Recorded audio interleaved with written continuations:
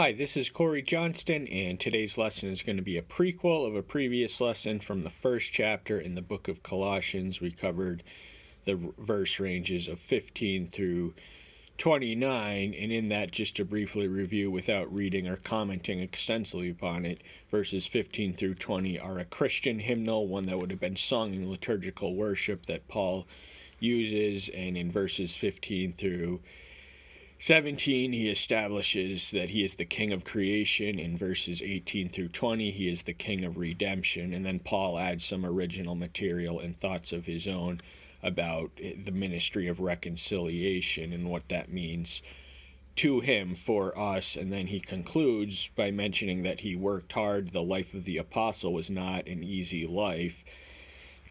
And he was just reminding him of all their labors and providing himself as an example to be emulated.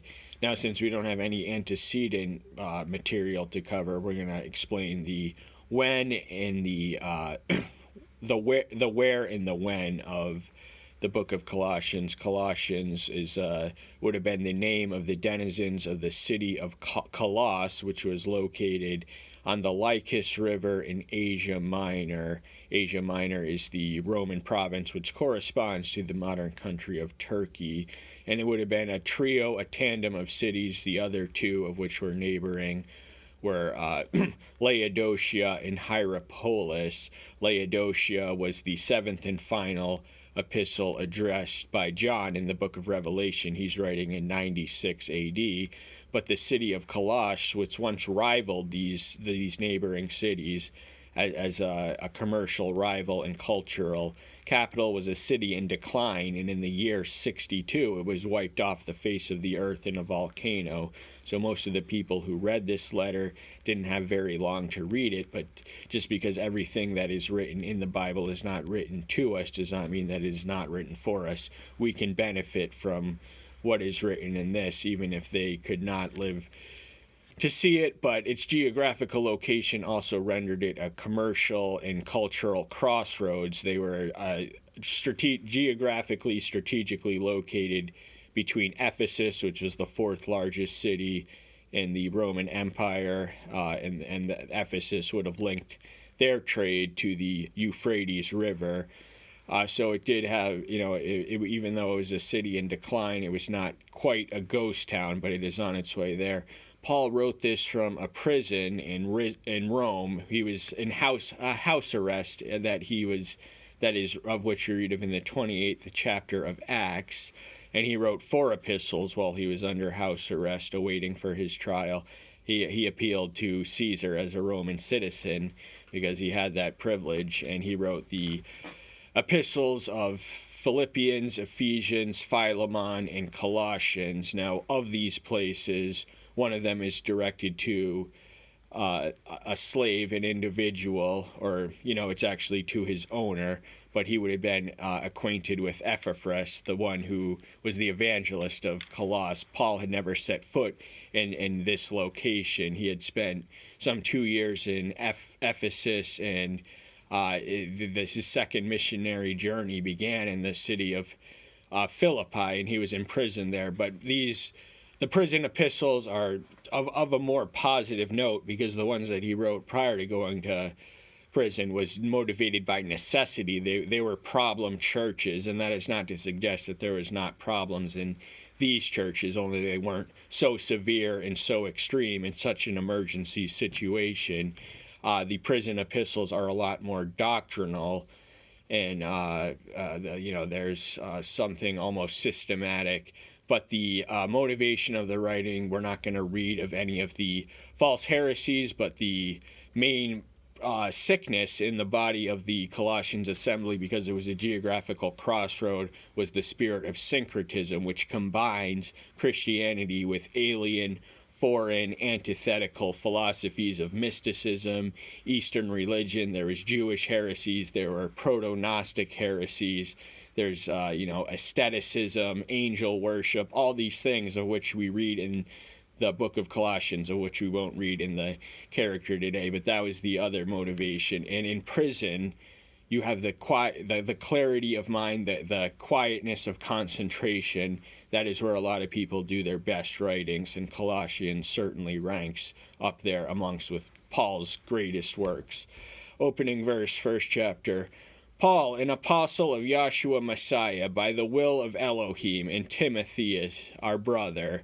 He identifies himself by name, then by office. He was an apostle. He did not walk with the master, but he was qualified to be an apostle because that rank means one who has a visible witness of the resurrection. The office went extinct when they died, but he was an apostle of Yahshua Messiah, the one who had revealed himself to him in resurrected form. And this was part of providence that Paul, the most zealous and violent of anti-Christians, who was en route to Damascus with the authority of the high priest to arrest Christians, would be arrested on the road and blinded in the encounter, and then healed and ministered and baptized as a full convert, complete 180.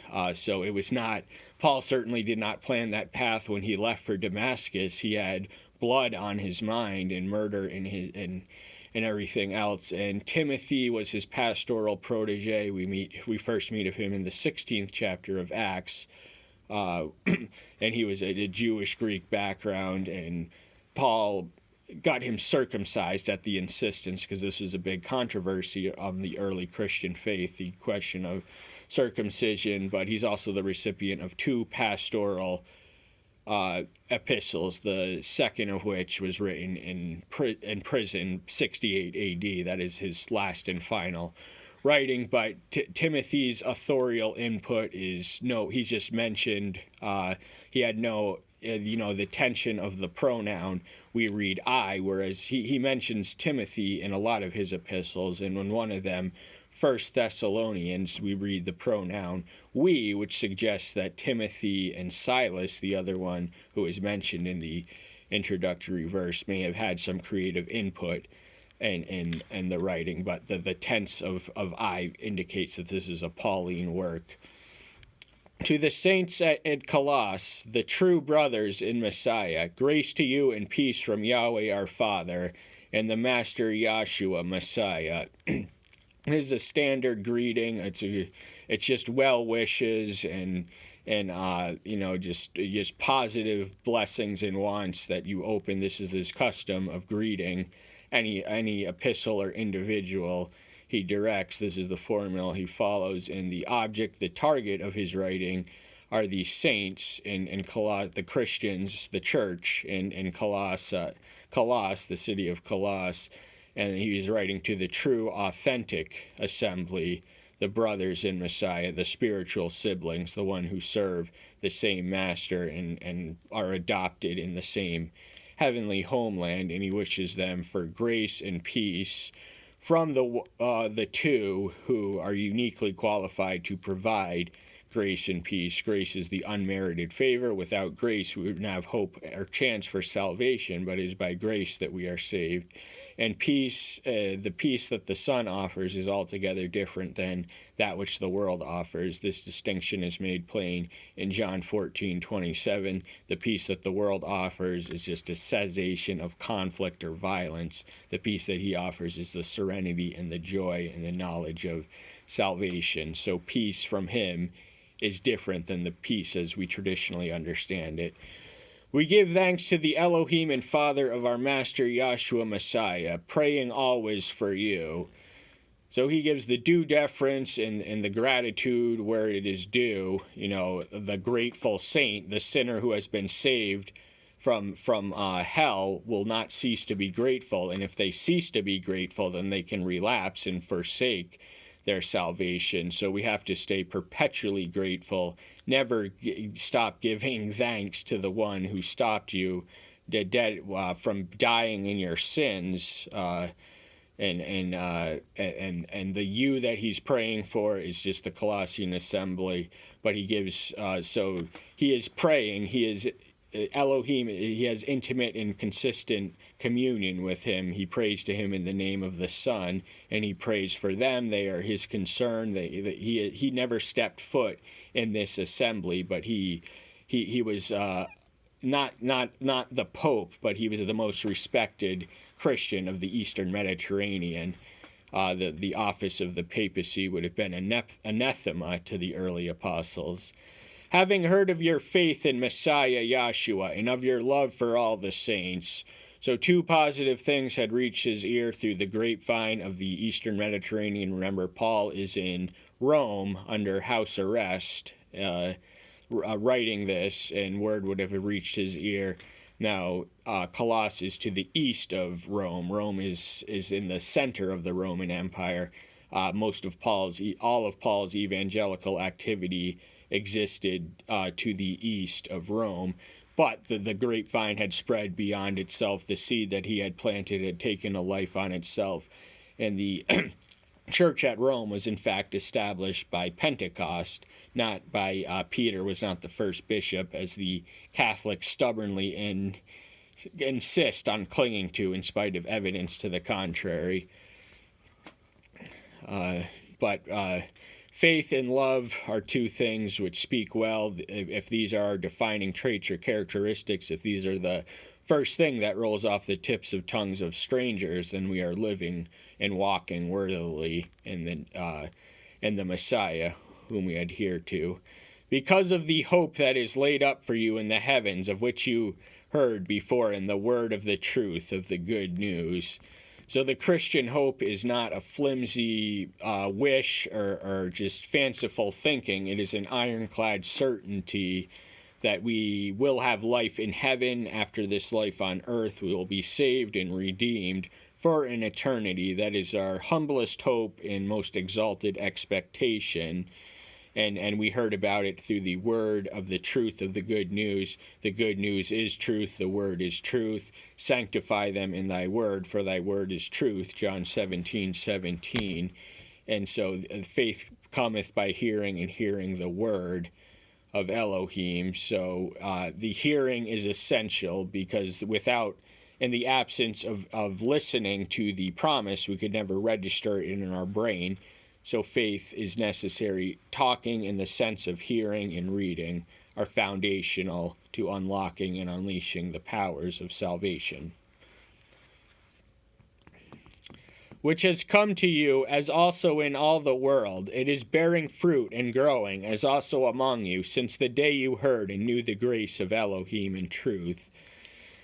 So the good news came to him not through Paul himself. We're going to meet Epaphras in the 7th verse, but we'll get there when we get there. But Paul was indifferent to the messenger. The only thing he was concerned about was the message, and that it spread. This much is made abundantly evident in the first chapter of Philippians, where Paul is in the same place that he's writing Colossians from, and the good news is being spread by men with ulterior agendas, with selfish motives, but Paul is indifferent to it because it is being spread in spite of the weakness of the messengers and the imperfections of the vessels. But he speaks of two things in this verse specifically.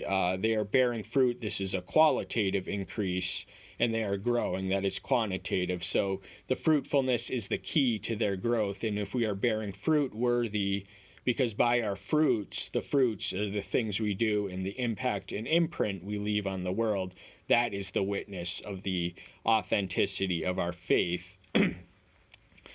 And this is nothing new to them by now. They found out the first day they came to the saving knowledge of the word that saves, the grace of Elohim in truth, and the word is truth.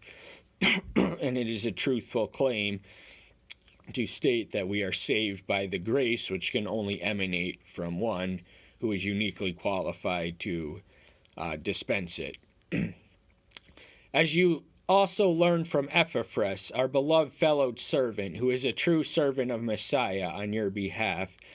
Epaphras was one who probably met Paul when he was in Ephesus. Remember, Asia Minor is the same region or modern country as is Ephesus and Colossus and Laodicea, and basically the Galatia and the 7 places that John addressed to in the first 3 chapters 2 and 3 of the book of revelation, but this Epaphras' name would have been derivative of Aphrodite, so he was of Gentile stock. Aphrodite was the Greek female fertility deity, and there was cultic prostitutes employed in the worship of her service. But, just because he was named after Aphrodite didn't mean that he condoned that self. Despite his pagan background, he had renounced it and embraced the new faith, and he was affectionately and tenderly regarded by Paul, who labels him our beloved fellow servant. So Paul was a servant, and he recognized the quality in others it takes one to know one,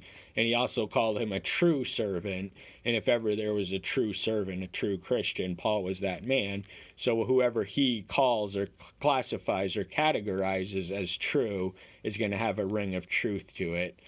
And it was on your behalf. It wasn't about Epaphras. It's not about the messenger. It's about the message and the audience, who also declared to us your love in the Spirit.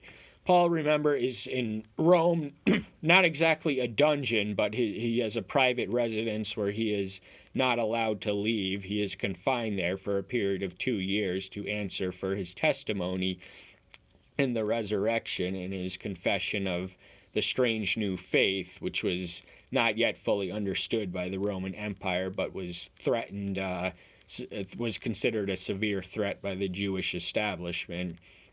But in any case, Epaphras was the conduit of the information, the communication contact of their love and their faith and everything else in the Spirit. So he spoke. A Spirit-saturated person can hear the Spirit speaking through other saturated people. Once more, it takes one to know one. That is also why we, from the day we have heard, have not ceased praying for you and asking that you be filled with the knowledge of his will and all wisdom and spiritual understanding.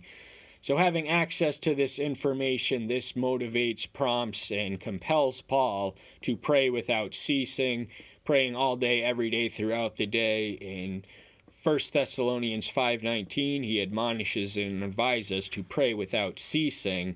So that doesn't mean pray. It's not a one and done prayer. It's first thing. It's the praying day and night, and not just one time in the day and the night, but all day. Morning, night, and everywhere in between. And prayer is a power which can protect those we love. And the specific petition, now specificity is key and critical to prayer.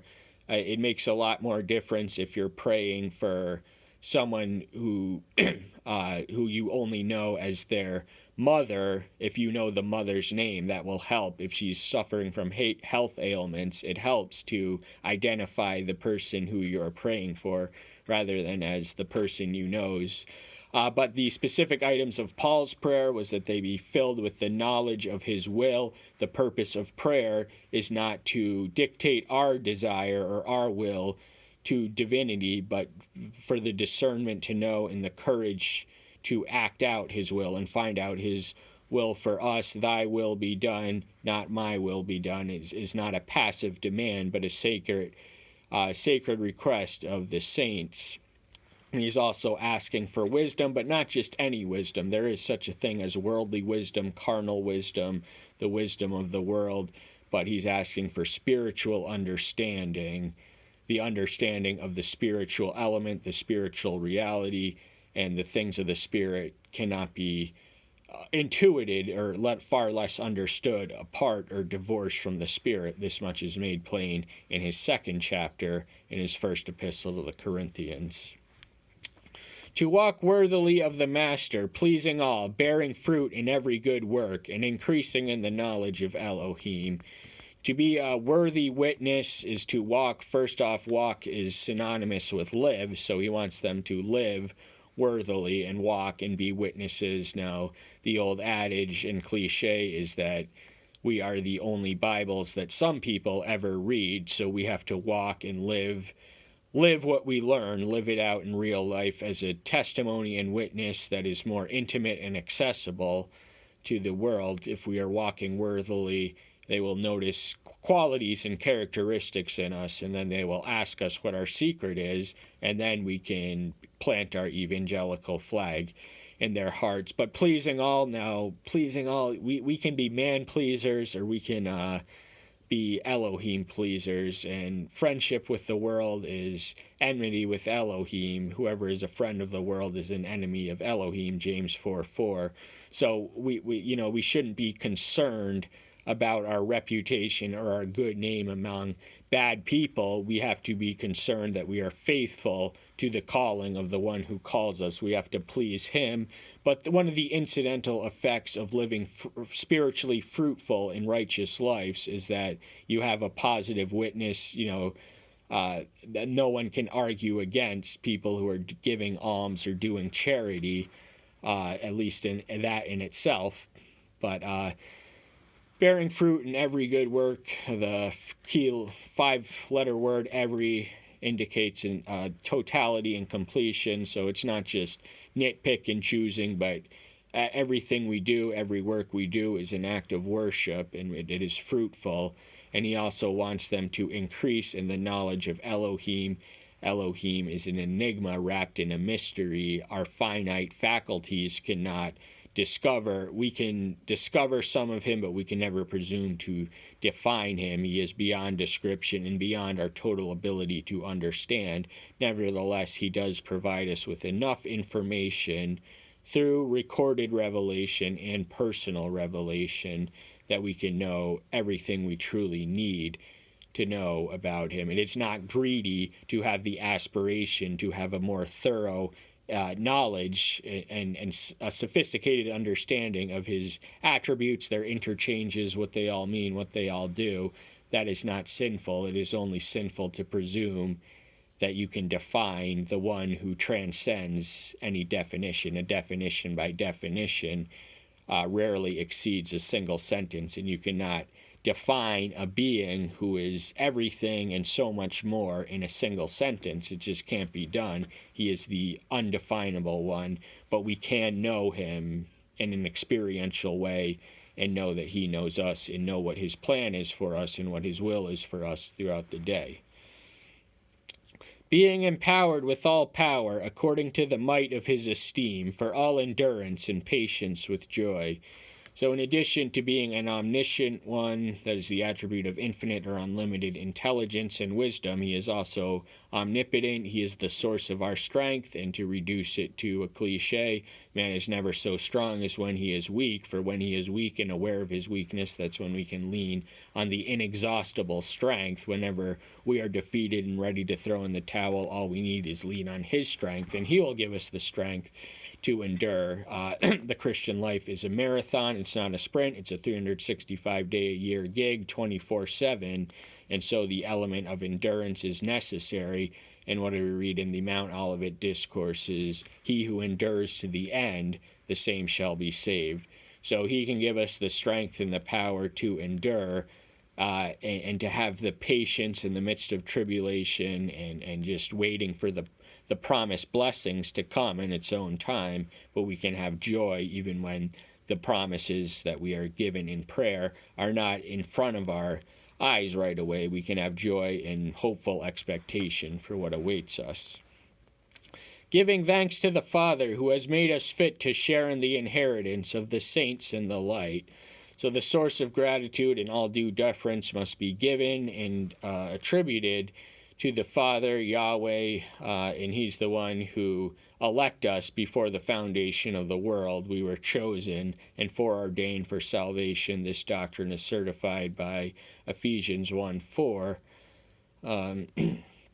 And he's the one who makes us blameless. We are not blameless in ourselves, but we can have his righteousness imputed to us on his behalf, the sons, in the same chapter in Ephesians. But the inheritance that he speaks of in this specific verse is the heavenly inheritance, the citizenship in the kingdom of heaven, the kingdom of Elohim, and eternal salvation. And this is the inheritance that belongs to and is the possession and the claim of the saints who live in the light, teach in the light, walk in the light, and exude the light. We are called to be the lights of the world. by the one who called himself the light of the world.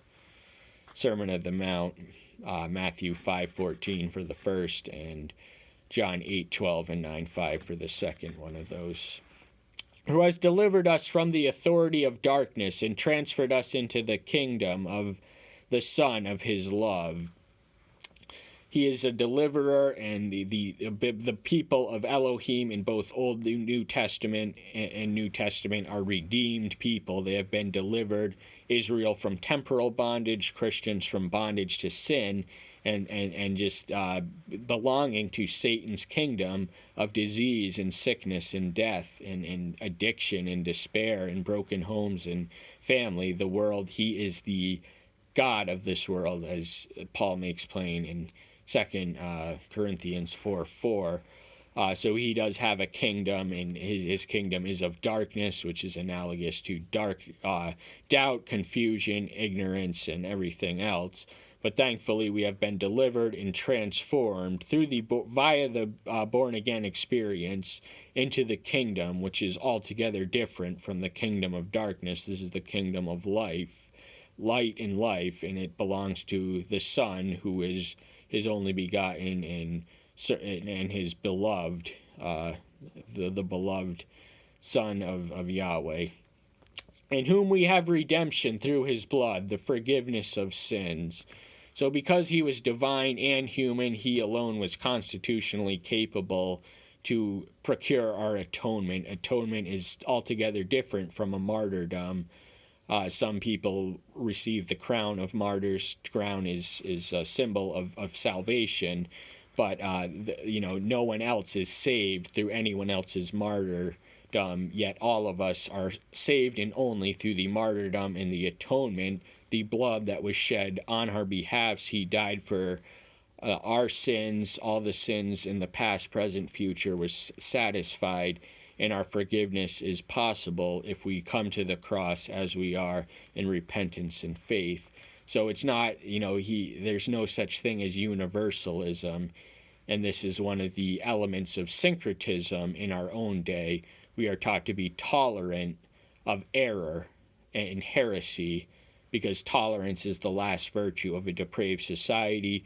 For once all the other virtues are exhausted, the only thing left to do is demand that you tolerate my sin and my wickedness. That's all the time we have for today. Thank you so much. I'm so glad you're here. Stay tuned until next time. I'll see you then. Bye-bye.